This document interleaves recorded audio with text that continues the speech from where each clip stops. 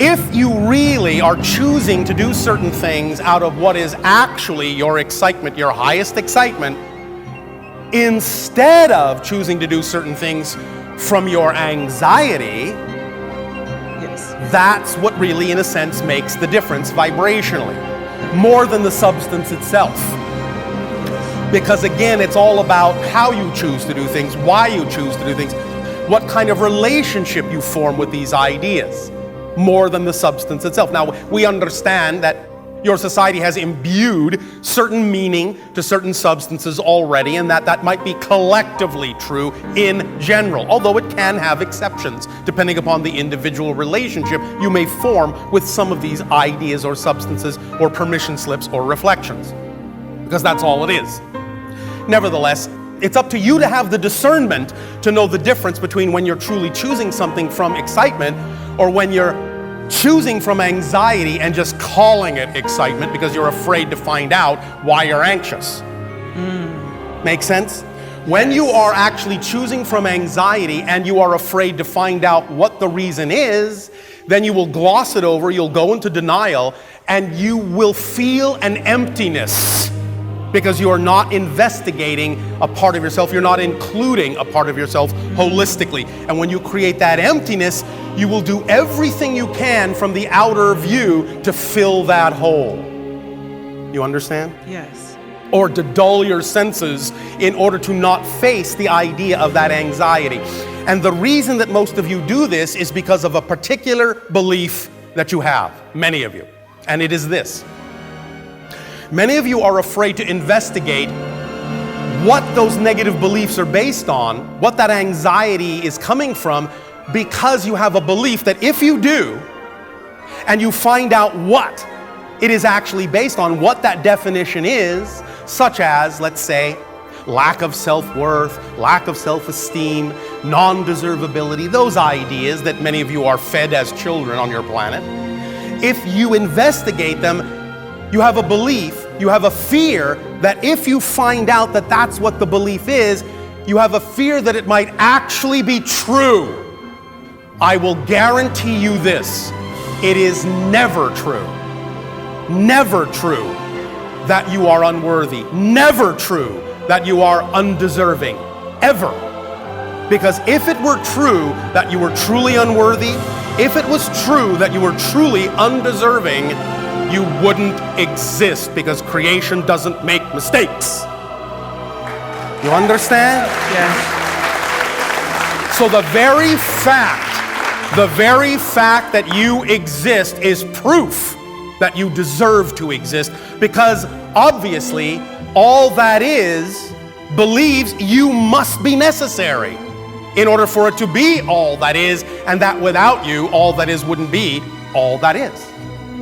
Thus, you are important to it, you are valuable to it, you are necessary to it, you are deserving of your existence, because you are a reflection that all that is can't get along without, or you wouldn't exist. There are no superfluous creations.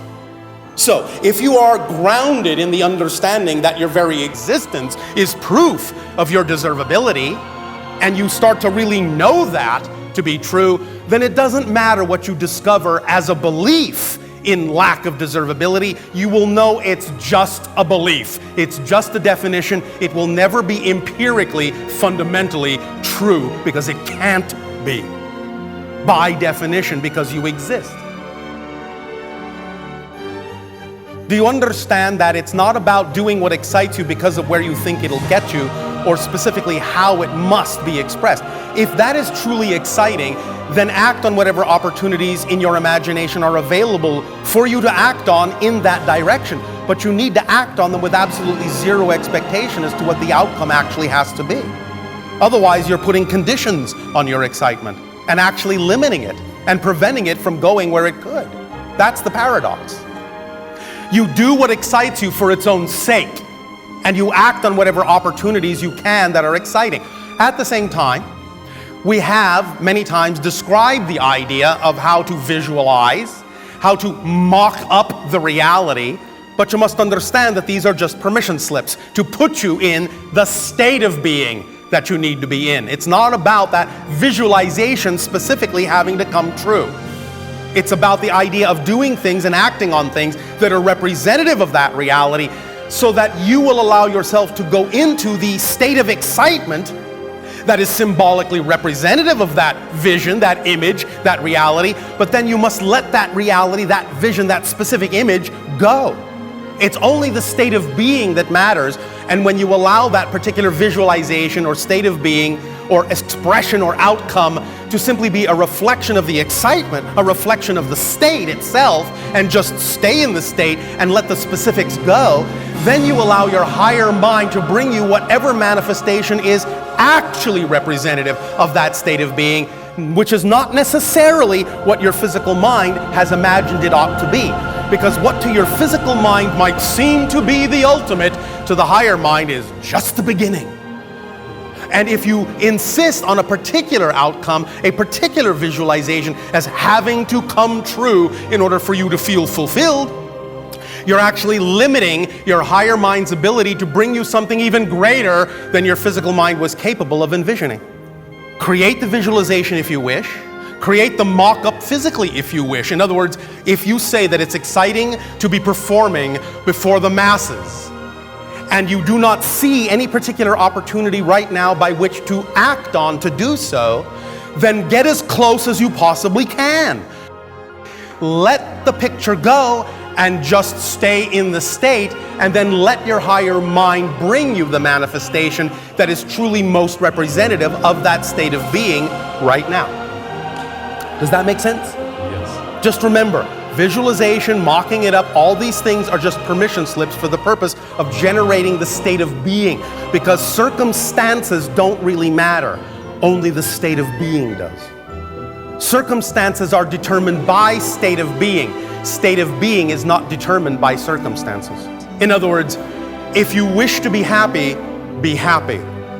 Not I'll be happy if, I'll be happy when this occurs. Because then you're making your happiness conditional on an exterior reality that doesn't actually exist. You decide to be happy or not. Remember, the true measure of change is not whether the outside reality reflection changes.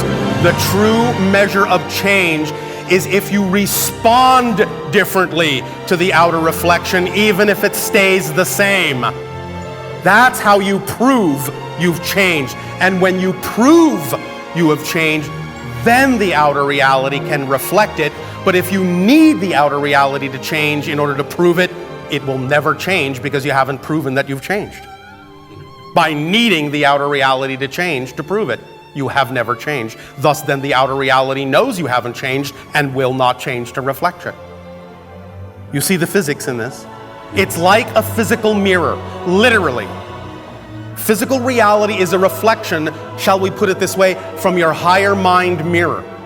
It's literally like a glass mirror. If you look in a mirror and you see your reflection frowning, you don't go over to the reflection and force the reflection to smile.